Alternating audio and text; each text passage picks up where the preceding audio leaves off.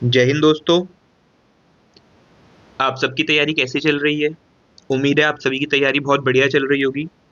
तो आज की वीडियो में हम फिर से बात करने वाले हैं ऑलिव बोर्ड लाइव मॉक 4-5 जनवरी के क्वांट के सॉल्यूशन के बारे में। और आपकी प्रिपरेशन कैसी चल रही है वो कमेंट सेक्शन में आप कमेंट करके बताना, ठीक है? अगर ये मॉक अभी तक आपने नहीं दिया है तो आप इस मॉक को जरूर देना। और आपका क्या स्कोर रहा, कैसी परफॉर्मेंस रही इस मॉक के अंदर, इसे आप कमेंट सेक्शन में बता सकते हैं, ठीक? और वीडियो अच्छी लगे तो कमेंट कर देना और वीडियो को शेयर कर देना। चलिए स्टार्ट करते हैं। देखो, क्वेश्चन में दिया हुआ है, हमें ए दिया हुआ है और हमसे पूछा गया 5 की पावर ए अपॉन 100 की पावर ए। तो पहले ए को सॉल्व कर लेते हैं। 234 में से 182 माइनस कर लेते हैं तो हो गया 2, 13 में से 5, ये हो गया 52, प्लस 12 कर लोगे तो हो जाएगा 64। और नीचे देखोगे तो 2 8 16, 16 इंटू 4 64, तो 64/64, ये तो 1 हो गया। प्लस 1 और दिया हुआ है, यानी ए कितना आ गया हमारा? ए आ गया 2। पूछा क्या गया? 5 की पावर ए अपॉन 100 की पावर ए। तो 5 की पावर 2 करोगे कितना हो जाएगा? 25। और 100 की पावर 2 करोगे तो 4 जीरो लग जाएंगी। सॉल्व कर लोगे तो क्या हो जाएगा? 0.40 है तो 2 जीरो लगेंगी और 2 5। तो फर्स्ट क्वेश्चन का आंसर क्या होगा? Option number C, 0.0025। अगले क्वेश्चन पे आ जाए। अगला क्वेश्चन देखो क्या है। एक मिक्सचर है जिसके अंदर कोकोनट ऑयल है और आलमंड ऑयल है। 56% कोकोनट ऑयल है, ठीक है। एक और मिक्सचर है जिसके अंदर 40% कोकोनट ऑयल है, और हमें इन दोनों को ऐड करके एक ऐसा मिक्सचर बनाना है जिसमें 48% कोकोनट ऑयल हो। हमने पहले वाले टाइप की यानी 56% वाले टाइप का 480 ml ले रखा है, तो हमें बताना है कि हमें दूसरे वाले टाइप का कितना मिक्सचर इसमें मिक्स करना चाहिए ताकि ये 48% बन जाए। तो सिंपल सा एलिगेशन का क्वेश्चन है। तो एक तरफ लिखो 56%, एक तरफ लिखो 40%, और बनाना कितना है? 48, ठीक है। यहाँ से कितना हो जाएगा? 8। यहाँ से भी कितना हो जाएगा? 8। तो क्वांटिटी का रेशियो क्या हो जाएगा? 1:1। यहाँ से हमने कितना लिया है? 480 ml, तो यहाँ से भी कितना लेंगे हम? 480 ml, यानी हमारा आंसर हो जाएगा ऑप्शन नंबर ए, 480 ml, ठीक है। अगले क्वेश्चन पे आ जाते हैं। देखो, अगला क्वेश्चन है, कर्व सरफेस दिया हुआ है हमें एक सिलेंडर का, और बेस की रेडियस दी हुई है, हमें इसका वॉल्यूम बताना है, ठीक है। तो एक तरीका तो ये है, आप थोड़ा सा रिस्क लो और 11 की डिविजिबिलिटी चेक कर लो, और 11 से जो आंसर कट रहा है आप उसे टिक करके आगे बढ़ जाइए, ठीक है। तो वो ये होगा। अब ऐसे क्वेश्चन करने में एक डर बस ये होता है कि इन बिटवीन कैलकुलेशन अगर 11 खुद ही कैंसिल हो गया होता तो फिर 11 का मल्टीपल बचता नहीं, तो हमारे ऑप्शन उस केस में गलत भी हो सकते हैं, यानी जो हम आंसर मार्क करेंगे वो गलत भी हो सकता है। चलो अभी प्रॉपर सॉल्व कर लेते हैं इसे। तो हम कहेंगे 2πRH, ठीक है, कर्व सरफेस एरिया 2πRH दिया हुआ है हमें कितना? 5280। तो 7 से गया कितनी बारी में? 5 बारी में। 5 दूनी 10 से 1 जीरो गई, ठीक है ना। 22 से काट दो तो हो गया 22 दूनी 44, ठीक। कितना बच गया? 8। और 22 चौके 88। एच की वैल्यू कितनी आ गई? 24। वॉल्यूम पूछा गया यानी पाई आर स्क्वायर एच पूछा गया है, तो सॉल्व कर लो। 22/7। आर कितना है? 35 × 35। एच कितना है? 24, ठीक। अब यहाँ आपको पता है कि 22 जो है वो 11 का मल्टीपल, और 22 कहीं भी कैंसिल नहीं हो रहा है, तो अब यहाँ आप चेक कर सकते हो कि 11 का मल्टीपल जो होगा वही हमारा आंसर होना चाहिए था। फिलहाल इसे भी सॉल्व कर लेते हैं। तो ये गया कितनी बारी में? 5 बारी में, ठीक है। 22×5 110 हो गया, इंटू इसे मैं लिख लेता हूँ 7×5, इसे लिख लिया आपने 12×2। तो 2 और 5 से एक और जीरो मिल जाएगी हमें, तो इसे मैं 11 तो कर देता हूँ, और ये कितना हो जाएगा? 12×7 84, ठीक है। तो 84×11 कर लो, तो 84 यहाँ लिख दिया, 4 का 4, 8 4 12, 1 और 9 का 9। कितनी जीरो पड़ी हुई है? 2 जीरो पड़ी हुई है, 2 जीरो यहाँ लगा दो। आंसर क्या हो जाएगा? 924 के पीछे 00 सेंटीमीटर स्क्वायर, यानी ऑप्शन नंबर बी अपना आंसर बनेगा, ठीक है। अगले क्वेश्चन पे आते हैं। देखो, अगला क्वेश्चन है, सिंपल सा क्वेश्चन है। पवन और सोनू में जो इन्वेस्टमेंट का रेशियो है किसी पार्टनरशिप में वो दिया 1/3 और 2/5, क्रॉस मल्टीप्लाई कर दो क्या हो जाएगा? 5 और 6, कैपिटल का रेशियो। और जो टाइम है वो टाइम है इनका 3:2। तो कैपिटल रेशियो को टाइम रेशियो से मल्टीप्लाई करोगे तो क्या आ जाता है? प्रॉफिट रेशियो आ जाता है। तो प्रॉफिट रेशियो क्या होगा दोनों के बीच में? 15:12, और काट दो इसे तो जाएगा 5:4, ठीक है। सिंपल सा क्वेश्चन था, ऑप्शन नंबर बी अपना आंसर बनेगा। अगले क्वेश्चन पे आते हैं। देखो, अगला क्वेश्चन है कि एक ये पॉलीगन दिया हुआ है हमें, ठीक है, I G K L M N O P Q R तक, और हमें बताना है इसका एक्सटीरियर एंगल क्या होगा। तो एक्सटीरियर एंगल का सिंपल सा फॉर्मूला क्या होता है? एक्सटीरियर एंगल निकालने का सिंपल सा फॉर्मूला है हमारे पास, 360 अपॉन में n, ठीक है, 360 अपॉन में n। तो n क्या है, जितनी साइडें होंगी वो n है हमारा। तो देख लो कितनी साइडें हैं, जितने पॉइंट होंगे उतनी ही साइडें होती हैं। तो पॉइंट गिन लो कितने हैं, 1 2 3 4 5 6 7 8 9 10। तो ये एक ऐसा पॉलीगन है जिसमें 10 साइडें होंगी। तो आंसर क्या हो जाएगा एक्सटीरियर एंगल का, 360 अपॉन में 10 यानी 36 degree. Option number A answer बनेगा इसका, ठीक है। अगले पे आ जाते हैं, देखो छठा क्वेश्चन है हमारे पास। एक सिलेंडर है जिसका डायमीटर दिया हुआ है हमें 24, ठीक है। इसे आप मेल्ट करके कोन बना रहे हो, और जो कोन की हाइट है वो सिलेंडर की हाइट का 3/4 है। तो हमें बताना है कोन की रेडियस क्या होगी। तो जब भी हम एक फिगर से दूसरी फिगर में रिकास्ट कर रहे होंगे तो वॉल्यूम चेंज नहीं होता है। तो हम इस तरफ लिखेंगे पाई आर स्क्वायर एच और उस तरफ लिखेंगे 1/3 पाई आर स्क्वायर एच। तो पाई आर स्क्वायर, आर कितना दिया हुआ है, डायमीटर 24 है, रेडियस हो जाएगी 12, तो 12 × 12। एच कितना है नहीं पता, तो एच को एच लिख देते हैं। सामने 1/3 पाई आर स्क्वायर नहीं पता, और एच क्या है, इस वाली एच का 3/4, तो लिख लो 3/4 ऑफ एच, ठीक है। पाई से पाई कैंसिल, एच से एच कैंसिल, 3 से 3 कैंसिल, 4 को उठाकर यहाँ ले आओ तो ये हो जाएगा 12 × 12 × 4 और आर स्क्वायर। आर के लिए रूट लगाओगे तो रूट लगाते ही इस वाले पेड़ से 12 बाहर और 4 से क्या बाहर आ जाएगा 2। रेडियस की वैल्यू क्या हो जाएगी 24 सेंटीमीटर। ऑप्शन नंबर सी, ठीक है। अगले क्वेश्चन पे आ जाए। अगला क्वेश्चन देखो, बोला गया ए और बी का जो टोटल वेट है वो कितना है 56 है, ठीक है। और सी और डी का जो एवरेज वेट है वो ए से कितना ज़्यादा है 20, यानी मैं कह सकता हूँ सी जमा D/2 जो है वो ए प्लस 20 है। और ए और बी कितना है 56 दिया हुआ है। आगे बोला गया जो ए और बी का वेट है वो 4 और 3 के रेशो में है। तो ये 4 है ये 3 है, यानी टोटल कितना है 7। 7 को अगर आप 56 कह रहे हो तो सिंगल यूनिट किसके बराबर आ जाएगी 8 के। तो 4 की वैल्यू कितनी हो जाएगी 32। ए का वेट कितना हो जाएगा 32। तो सी और डी का एवरेज कितना हो जाएगा, यहाँ जैसे ही 32 रखोगे एवरेज कितना हो जाएगा 52। हमसे पूछा गया सी और डी का टोटल वेट कितना है, तो एवरेज को 2 से मल्टीप्लाई कर दो यानी 104 kg, ठीक है। ऑप्शन नंबर सी अपना आंसर बनेगा। बोलो बात समझ आ रही है या नहीं, आगे बढ़े। चलो अगला क्वेश्चन है। एक सर्कल है जिसका सेंटर क्या है ओ, ए सी और बी सी उसकी 2 कॉर्ड है। तो ये एक सर्कल है, सेंटर ओ है, ये कॉर्ड आ गई ए सी, ये कॉर्ड है हमारी बी सी, ठीक है। ओ हमारा सेंटर है कोई। आगे क्या बोला है देखो, बोला गया है ए सी बी। ए सी बी ये वाला एंगल कितना दिया हुआ है 108 दिया हुआ है। हमसे क्या पूछा गया है O A B. O A B ये एंगल हमसे पूछा गया है, ये छोटू सा एंगल पूछा गया है, ठीक है। तो आप इसे भी ज्वाइन कर दो यहाँ पे। अब आप क्या कहोगे देखो, सेंटर के एंगल और सर्कमफ्रेंस के एंगल की प्रॉपर्टी लगाना। तो आप कहेंगे अगर सर्कमफ्रेंस पे 108 है तो सेंटर पे कितना होगा उसका डबल यानी 216। अगर इधर 216 है तो अंदर कितना होगा 360 से, तो क्या कहेंगे 144। यहाँ तक बात समझ आ रही है। अब ध्यान से देखो, ये भी रेडियस है ये भी रेडियस है, यानी सामने सामने के एंगल बराबर होने चाहिए। तो तीनों का सम कितना होगा, ए बी और ओ का सम कितना होगा, ए बी और ओ का सम कितना होगा 180, जिसमें से ओ कितना आया है 144, और ए और बी दोनों बराबर है। कितना बचा है ए और बी के लिए, तो आप कहोगे ए और बी के लिए बचा हुआ है हमारे पास 36, ठीक है। तो दोनों में हाफ हाफ बढ़ जाएगा। 36 का आधा इसके पास कितना आ जाएगा 18, और इसके पास भी कितना आ जाएगा 18, ठीक है ना।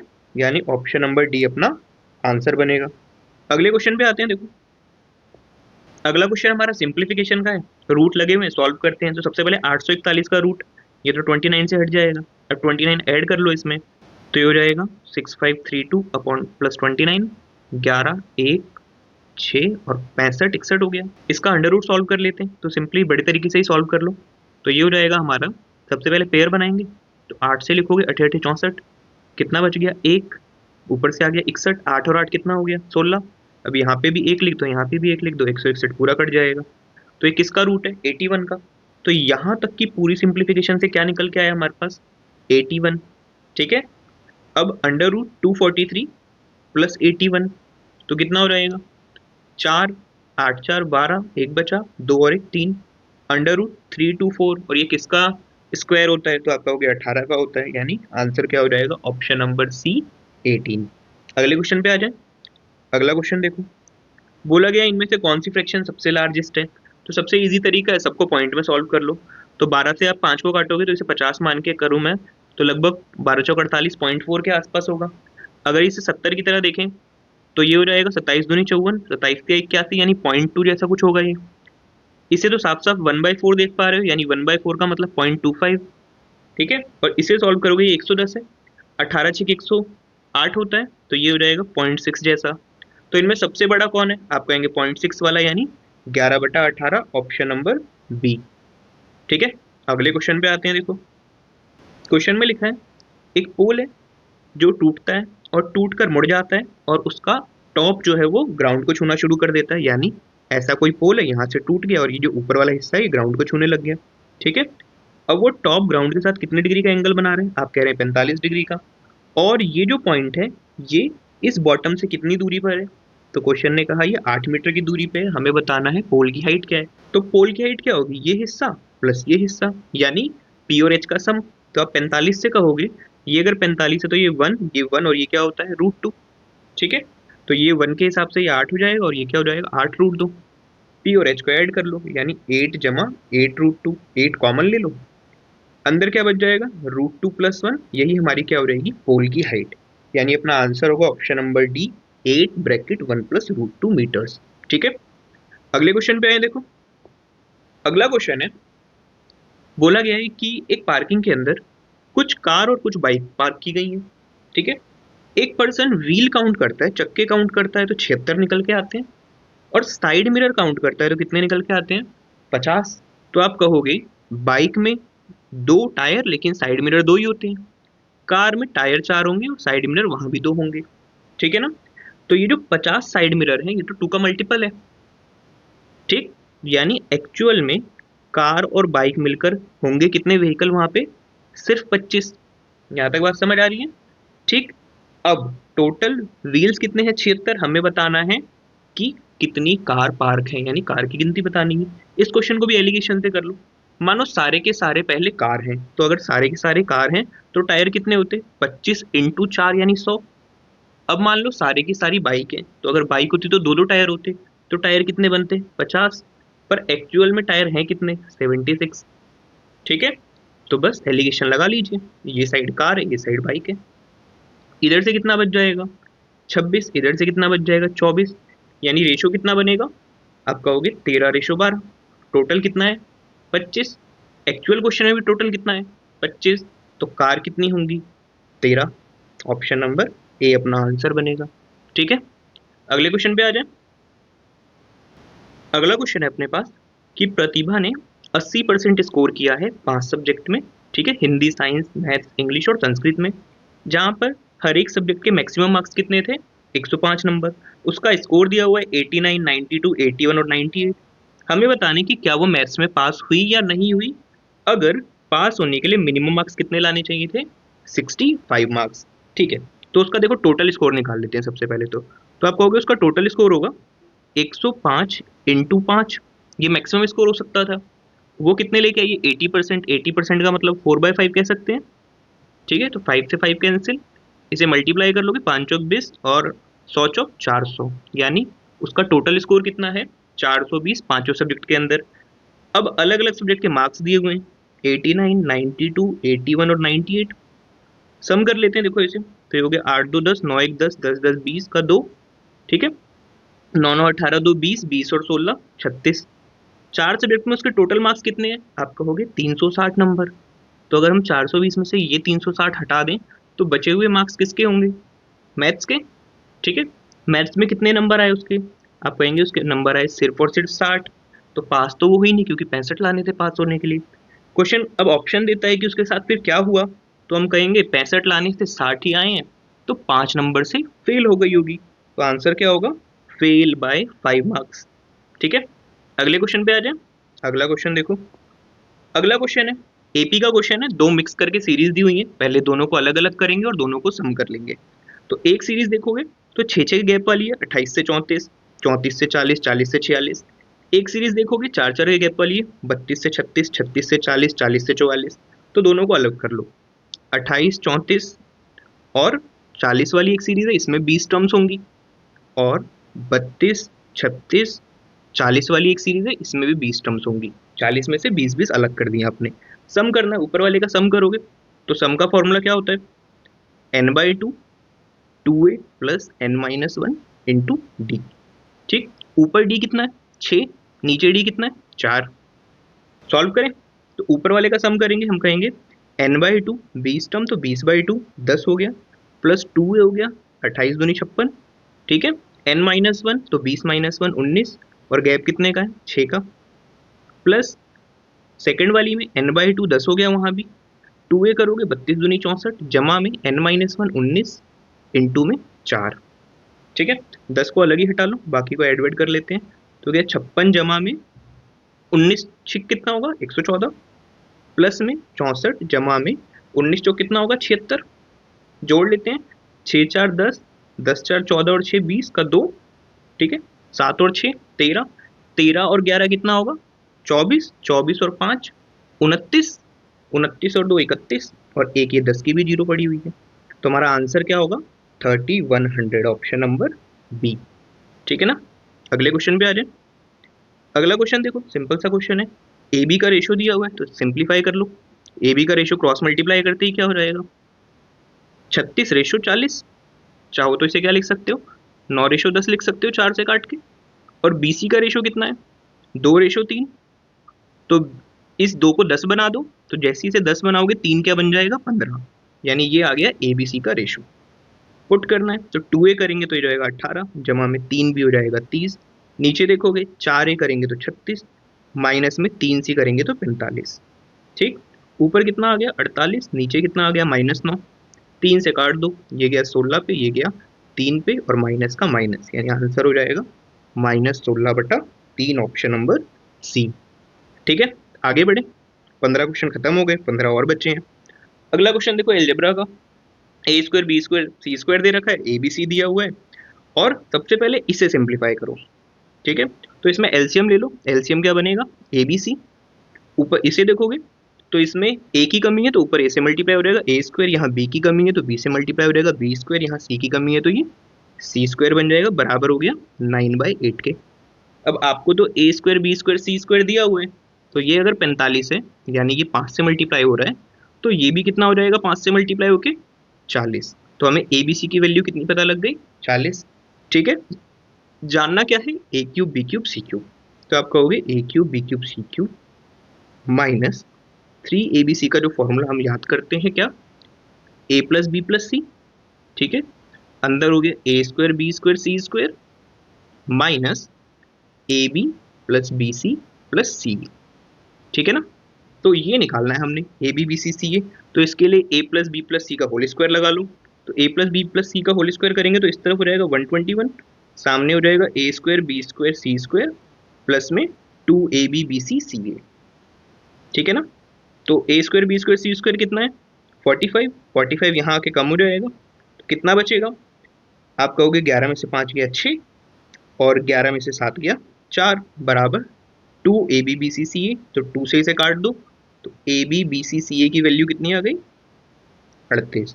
अब पुट कर देते हैं, तो हम कहेंगे ए cube B cube C cube, तो निकालना है माइनस में 3abc, abc 40 से तो हो जाएगा 120, बराबर abc 11, ए square B square C square 45, minus में ए बी बी सी सी ए 38। ठीक है, ये कितना हो गया 7, तो ये हो गया 11 7 77, और 120 माइनस का यहाँ के प्लस हो जाएगा, तो यहाँ क्या बचेगा ए square B square C square.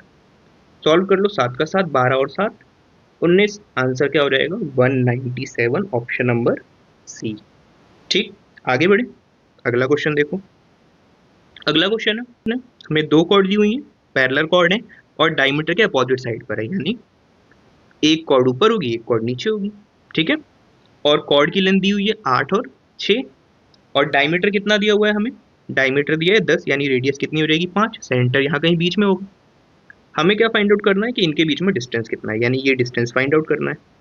तो आप यहाँ से इसे रेडियस को मैच कर दो, यहाँ इसे रेडियस को मैच कर दो। प्रॉपर्टी हमें क्या पता होगी कि अगर सेंटर से परपेंडिकुलर डाल दें तो कॉर्ड के 2 टुकड़े हो जाते हैं, तो कॉर्ड के 2 टुकड़े में यहाँ भी 3 हो जाएगा, यहाँ भी 3, और सेम ऐसे ये 4 हो जाएगा और ये 4 हो जाएगा।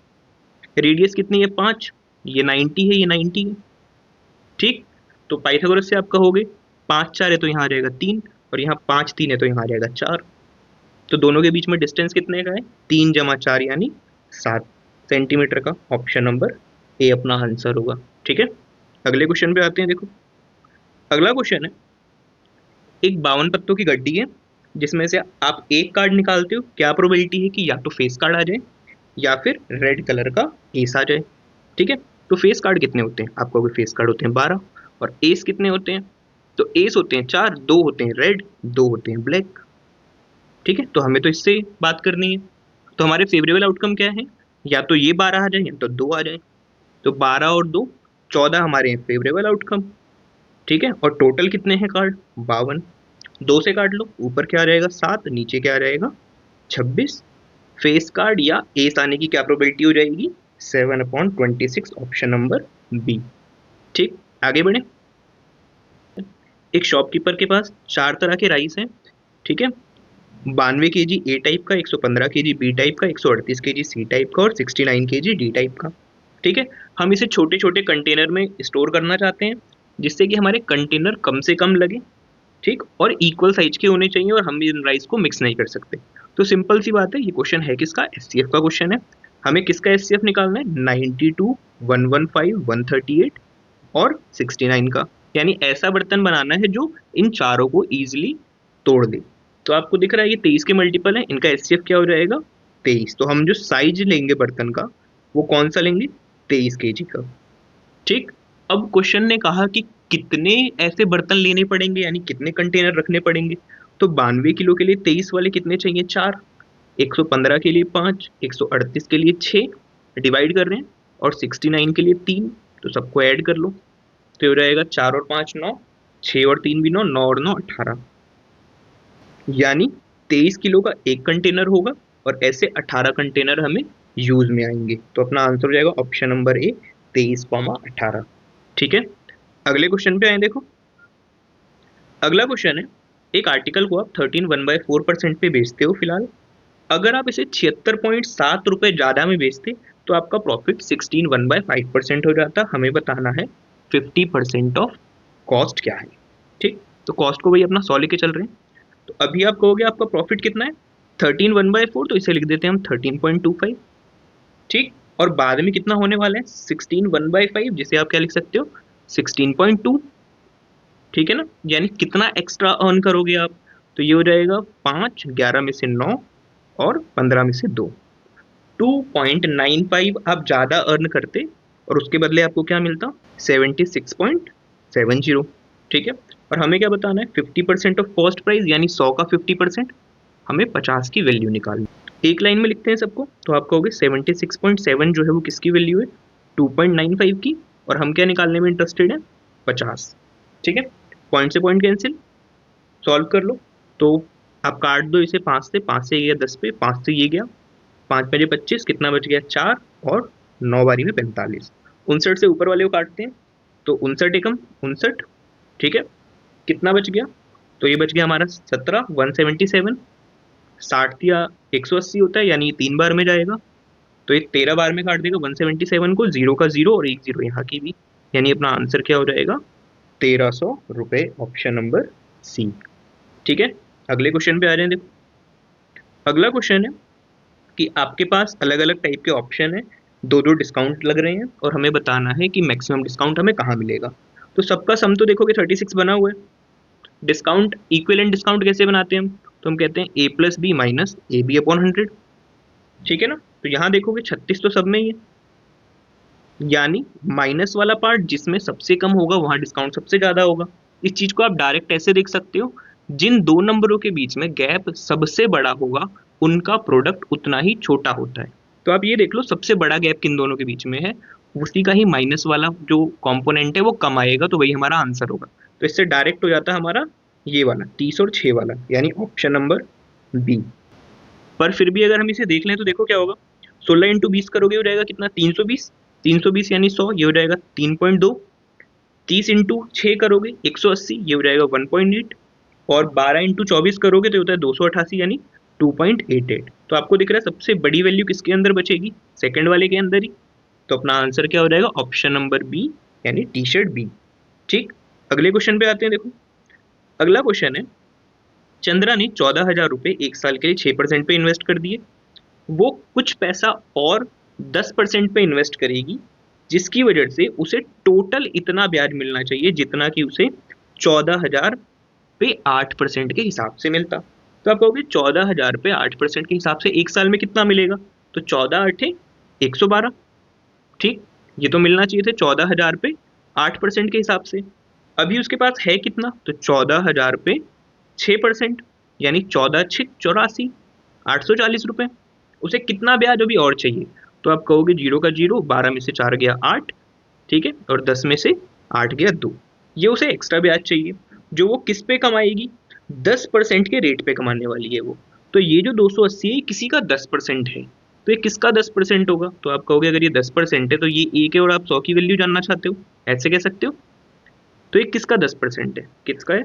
280 रुपये का। अपना आंसर क्या हो जाएगा? ऑप्शन नंबर ए, 2800 रुपये। ठीक है, अगले क्वेश्चन पे आ जाए। देखो अगला क्वेश्चन है, पाइप पी जो है वो 40 मीटर क्यूब पर आवर के हिसाब से एक टैंक को फिल कर सकता है, और टैंक जो है वो किस कैपेसिटी का है?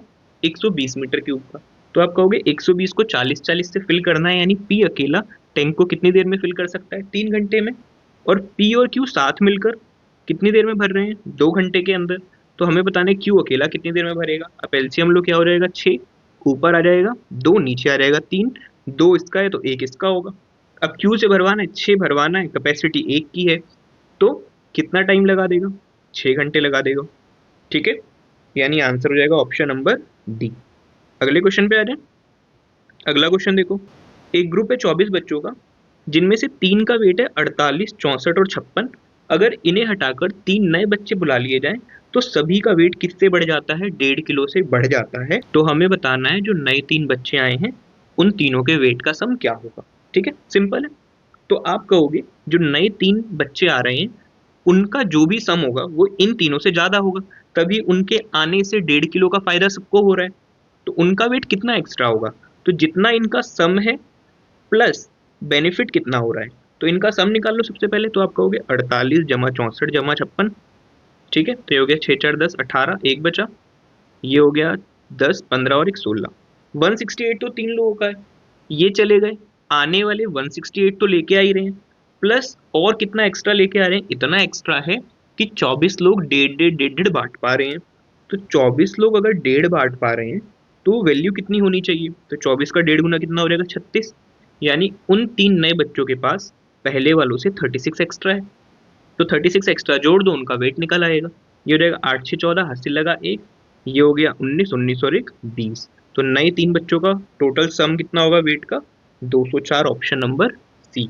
ठीक है, अगले क्वेश्चन पे आए। देखो अगला क्वेश्चन है, एक राइट एंगल ट्रायंगल है जिसमें सी पे हमारा क्या है? राइट एंगल है। बना लेते हैं, ये सी है, ए बी यहाँ पे लिख दिया हमने। आगे बोला गया है ए पी जो है वो एंगल ए का बाइसेक्टर है। ठीक है जी, यानी एंगल ए के आधे आधे टुकड़े हो गए। और ए पी बी कितना है? 118। ए पी बी ये एंगल 118 है। ठीक, अगर ये 118 है तो आप कहोगे सामने वाले दो का सम 118 के बराबर होना चाहिए। यहाँ 90 है तो यहाँ कितना होना चाहिए? 118 में से 90 हटा दो, कितना बच गया? आप कहेंगे 28। सेम 28 इधर भी होना चाहिए, यानी एंगल ए पूरा कितना हो गया? 56। 90 यहाँ पर है, 56 यहाँ पर, 180 में से माइनस कर लो, बचे हुए 90 में से अपना क्या हटा दो? 56। तो यहाँ कितनी वैल्यू आ जाएगी? 34 डिग्री। बी की वैल्यू क्या होगी? 34 डिग्री। ठीक है ना, अगले क्वेश्चन पे आ जाए। अगला क्वेश्चन देखो भाई, अगला क्वेश्चन है हमें मीडियन बताना है। तो मीडियन के लिए सबसे पहले असेंडिंग डिसेंडिंग में अरेंज कर लेना, और उसके बाद कितने नंबर हैं? 3 3 6 3 9 3 12 और 2 14, यानी 7वां जमा 8वां, 19.5 इसका आंसर होगा। आप खुद से ट्राई कर लेना। ठीक है, अगले क्वेश्चन पे आते हैं। देखो अगला क्वेश्चन है थोड़ा सा कैलकुलेटिव है। क्वेश्चन में बोला गया है कि 8 लोगों का डेटा असेंडिंग ऑर्डर में अरेंज करके दिया गया है। ठीक है, और इनका मीन और मीडियन हमें पता है 61 और 34.5। हमें जेड की वैल्यू बतानी है, थोड़ा सा टाइम लेगा ये क्वेश्चन। ठीक है, करते हैं चलो। तो पहले मीडियन से देखते हैं, मीडियन होना क्या चाहिए 8 डेटा में? तो आप कहोगे चौथा जमा 5वां मीडियन होना चाहिए।